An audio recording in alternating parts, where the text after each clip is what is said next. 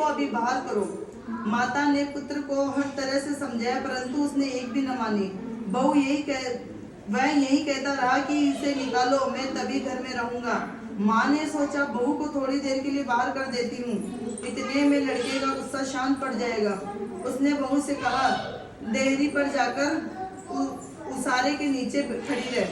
तब बहू खड़ी हुई तो उसारा बोला, दशा माता के विरोधी को मैं छाया नहीं दे सकता।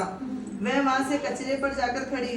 तब कचरा बोला, इतना भार कूड़े का नहीं जितना तेरा है, चल हट कर खड़ी हो। इस तरह वह जहाँ जाती वहीं से हटाती जाती। अब वह अत्यंत दुखी होकर जंगल में भाग गई। जंगल में भूखी प्यासी फिरती फिरती वह एक अंधकूप में गिर पड़ी, पर उसे चोट न आई। वह नीचे जाकर बैठ गई। उसी समय राजा नल शिकार खेलते खेलते वहां पहुंचे। उनके साथ के सब लोग बिछुड़े गए थे। वे प्यास के मारे भटकते हुए इसी कुएं पर आए जिसमें बहू गिरी हुई थी। राजा नल के भाई ने कुएं में लोटा डाला तो बहू ने उस लोटे को पकड़ लिया। तब भाई ने राजा से कहा कि इस कुएं में तो किसी ने लोटा पकड़ रखा है। तब राजा ने कुएं के पास जाकर कहा कि भाई, तू यदि पुरुष है तो मेरा धर्म का भाई है, यदि स्त्री है तो मेरी धर्म की बहन है, जो भी हो बोलो। स्त्री ने आवाज दी। राजा ने उसे कुएं से बाहर निकलवाकर हाथी पर बिठाकर अपनी राजधानी में ले आए। महाराज को महलों की ओर आते देखकर महारानी को खबर दी गई कि महाराज आ रहे हैं और एक रानी भी साथ ला रहे हैं। रानी बड़ी दुखी हुई। महाराज सामने आ पहुंचे। तब रानी ने विनय की, महाराज, मुझसे ऐसी क्या भूल हुई जो आपने मेरे रहते दूसरा विवाह कर लिया। इस पर नल ने हंसकर कहा कि तुम्हारी सोच नहीं, मेरी बहन है। यह सुनते ही रानी का मुख खिल उठा। राजा ने उसको नाम मुंह मोली बहन रखा और उसके लिए अलग महल बनवा दिया। एक दिन राजा की एक घोड़ी ब्याही। तब मुंह बोली बहन ने अपनी दासियों से पूछा, घोड़ी परलोटी ब्याही है या दूसरी तीसरी बार? उन्होंने जवाब, ब्याही तो प्रथम ही है। तब उसने रानी से कहा, आओ बाबज, हम तुम दोनों दशा माता का डोरा ले गए। रानी ने पूछा, किसके डोरे और कैसे डोरे, तो मुझे समझाओ।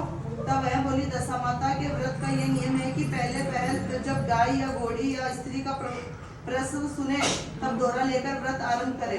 9 व्रत करने के बाद 10वें दिन उस डोरे का पूजन करके विसर्जन करे।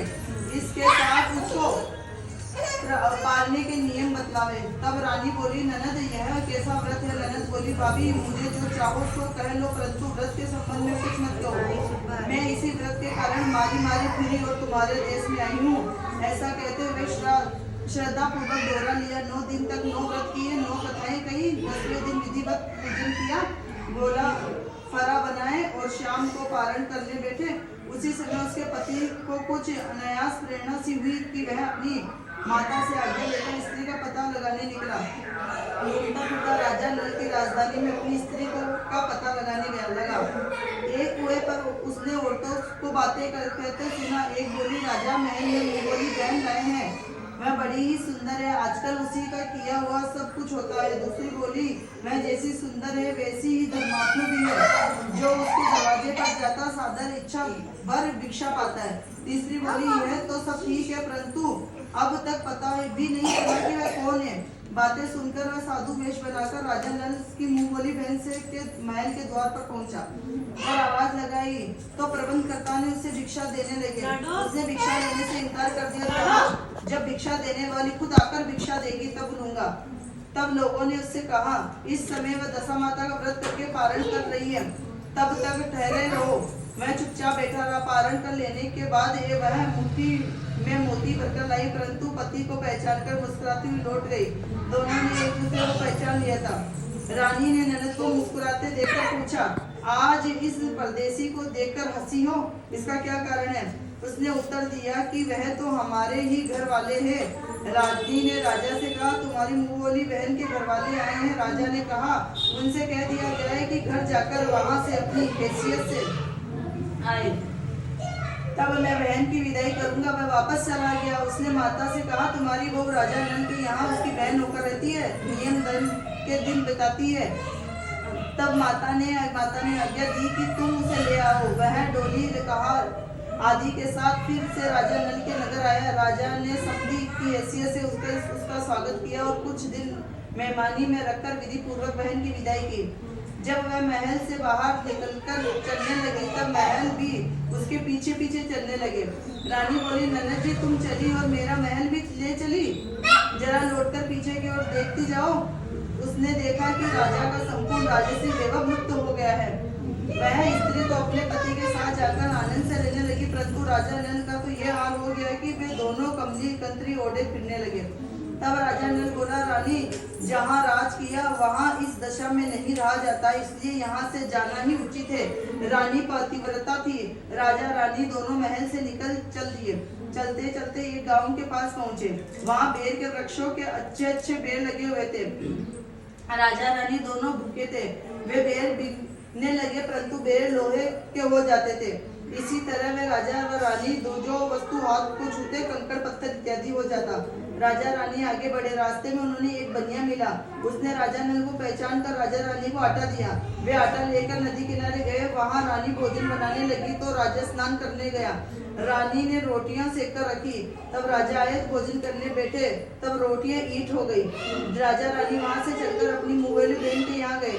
बहन ने सुना कि उसके भाई भौजाई आए हैं। उसने पूछा कि कैसे आए हैं, तो सुना है कि लटके चीतड़े आए हैं। कैसे आए और कैसे आए, यह सुनकर वह बड़ी लज्जा हुई।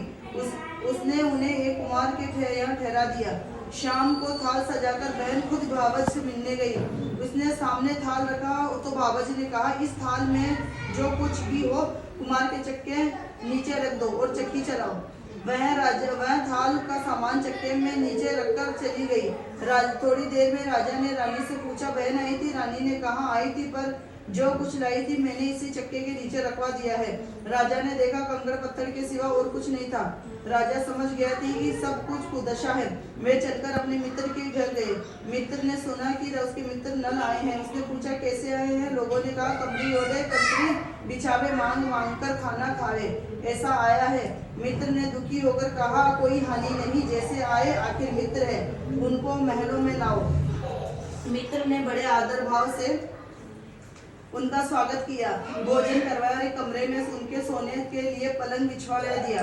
उस कमरे में खूंटी पर नौलख का हार टंगा हुआ था। आधी रात के समय राजा सो गए। रानी ने देखा कि हार वाली खूंटी के पास वाली दीवार पे एक मोर का चित्र बना है। वह हार को धीरे धीरे निगल रहा है। रानी ने राजा को जगाकर ये दृश्य दिखाया। तब राजा ने कहा कि यहाँ से चुपचाप भाग चलो, नहीं तो सवेरे चोरी का कलंक लगेगा। राजा रानी दोनों रात को उठकर भाग चले गए और अन्य राजा ने राजधानी में पहुंचे। वहां सदाव्रत दिया जाता था। राजा रानी भी गए। उस समय सदाव्रत बंद हो चुका था। वहां के अधिकारियों ने कहा कि वह लोग न जाने कहां से भागे आए हैं, मुट्ठी मुट्ठी चने दे दो। इस प्रकार अनादर और कुवाचे सहित दान लेना अस्वीकार करते हुए राजा रानी बोले कि ऐसी कंजूसी और है जो तो सदाव्रत लेने का नाम क्यों रखते हो? इस पर दानाध्यक्ष ने राजा तो को कंजूस कहते हैं, इनको हवालात में बंद कर दो। इस तरह राजा रानी दोनों को कोठरी में बंद कर दिया। जिस कोठरी में राजा रानी कैद थे उसी के सामने आम रास्ता था। एक मेहतरा रानी राजा की गुड़साल को पार कर उसी रास्ते से निकला करती थी। एक दिन वह बहुत देर से निकली तो रानी ने उससे पूछा कि आज तुमने इतनी देर कहाँ लगाई है? वह बोली, आज राजा की घोड़ी पहली बार गई है। रानी ने पूछा कि क्या बछड़ा हुआ है? बछड़ी। उसने जवाब दिया, बछड़ा हुआ है, अच्छी साइट में हुआ है। तब रानी ने राजा से कहा, एक बार मैंने तुम्हारी मुंहबोली बहन के दौरे का अनादर किया था, उसी दिन से हमारी दशा बदल गई, इसलिए आज मैं दशा रानी का डोरा लेती हूँ। राजा ने कहा, यहाँ पूजा सामग्री कहाँ से आएगी? रानी ने कहा, वही दशा रानी सब कुछ करेगी। तब 9 तार राजा की पाग के और 1 तार अपनी अंचल के लेकर रानी ने डोरा बनाया। उसी समय व्रत की ठान ली। थोड़ी देर में राजा खुद घोड़ी का बछड़ा देने के लिए उसी रास्ते से निकला। राजा ने दमयंती को कोठरी में बंद देखकर पूछा, ये लोग कौन है? किस अपराध से कारण यहाँ बंद कर दिए? पहरेदार ने कहा कि लोग भिक्षा लेने आए थे, आपको गालियां देते हैं, इसी कारण लोगों को कैद कर दिया है। राजा ने कहा कि इनका कोई अपराध नहीं है, इनको संतुष्ट करना चाहिए, इनको अपनी कैद से बाहर निकाल दो। राजा के आज्ञा अनुसार उसी समय नल दमयंती को दोनों कोठरी से बाहर निकल गए। राजा उनके पाँव में पद्म और माथे में चंद्रमा का चिन्ह देखकर पहचान गया कि राजा नल और दमयंती है। तब उसने विनती भाव से क्षमा प्रार्थना की और उन्हें हाथी पर बिठाकर अपने महल ले गया। कुछ दिन बाद राजा नल पूरे सज कर अपनी राजधानी की ओर चले। पहले वह अपने मित्र के यहाँ गए। मित्र ने राजा नल को अपने आने की खबर सुनाकर कहा, मित्र पहले आए हैं। तो लोगों ने कहा, अब की बार तो बड़े ठाठ बाट से आए हैं। मित्र ने कहा, अच्छी बात है, आने दो, आखिर मित्र है। राजा रानी दोनों मित्र के महलों में गए। उन्होंने कहा स्वागत करके उसी स्थान पर फिर से उनको उनका डोरा दिया। वहां वे पहले ठहरे थे। आधी रात उसी समय राजा सो रहे थे। रानी पेड़ दबा रही थी। तब उसने देखा कि मोर का चित्र जो हाथ निकल रहा था उसे उगल रहा था। रानी ने राजा को जगाकर दिखाया। राजा ने भी अपने मित्र को बुलाकर वह चित्र दिखाया। तब मित्र बोला कि मैंने न तब तुमको चोरी लगाई थी, न अब लगाता हूँ। यह सब कुदशा का कारण था। आप निश्चय रखिए, मेरे मन में कोई मैल नहीं है। मित्र के यहाँ से चलकर राजा मुंगोली बहन के यहाँ गए। जब सुना कि भाई आया है तो पूछा, कैसे आए? लोगों ने कहा, राजाओं के जैसे आना चाहिए वैसे ही आया है। उसने कहा कि महल में आने दो। तब राजा नल हाथी पर बैठ अपने महल की ओर बढ़ा। तब रानी बोली, आप बहन के घर जाइए, मैं तो उसी कुमार के घर जाकर ठहरूंगी जिसने पहले ठहराई थी। राजा ने कहा, जिसके कारण इतने दुख उठाए थे, तुम उसी से फिर झगड़ा मोल ले रही हो। रानी ने मानी। तब कुमार के यहाँ ठहरी। राजा बहन के घर गए। शाम को ननद बाबज के लिए थाल लगाई और बाबज के सामने रख दिया। तब बाबज सोने चांदी के गहने उतार उतार कर रखने लगी और कहने लगी, खाओ रे मेरे सोने रुपए के गहनों, खाओ, हम नंगे भूखे क्या खाएंगे। यह देखकर ननद बोली, मुझसे तो जो कुछ हो सका सो तब ही लाई थी, अब भी लाई हूँ। सचमुच चक्का उठाकर देखा तो उसके नीचे माणिका का ढेर लगा था। रानी देखकर स्तंभ रह गई। वह बोली, ननद तुम्हारा कोई दोष नहीं है, ये सब कुदशा का कारण है। रानी ने ननद को लाया हुआ सब सामान वह कुछ अपनी तरफ से दिया, परंतु पूजा का न्योता न दिया। वहां से आगे चले। नदी के तट पर पहुंचे तो वहीं पड़ाव पड़ गया। राजा का रसोड़ा चेताया गया। तब भोजन तैयार हो गया। राजा भोजन करने बैठे। उस समय वह रोटियां जो ईंट बनी हुई थी फिर से रोटियां हो गई। तब राजा ने पूछा कि यह सब का क्या कौतुक है? रानी बोली कि यह वही रोटियां हैं जो उस दिन आप अपने काम न आ रही थी। मैं यदि आपसे कहती कि रोटियां ईंट हो गई तो आप न मानते। अब वहां से सेना सहित राजा व रानी आगे बढ़े।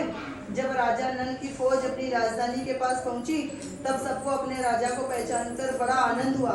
वे उन्होंने महलों में ले चले। राजा रानी ने महलों में प्रवेश करके तुरंत ही दशा माता की पूजा का प्रबंध किया। सौभाग्यवती स्त्रियों को आमंत्रित किया।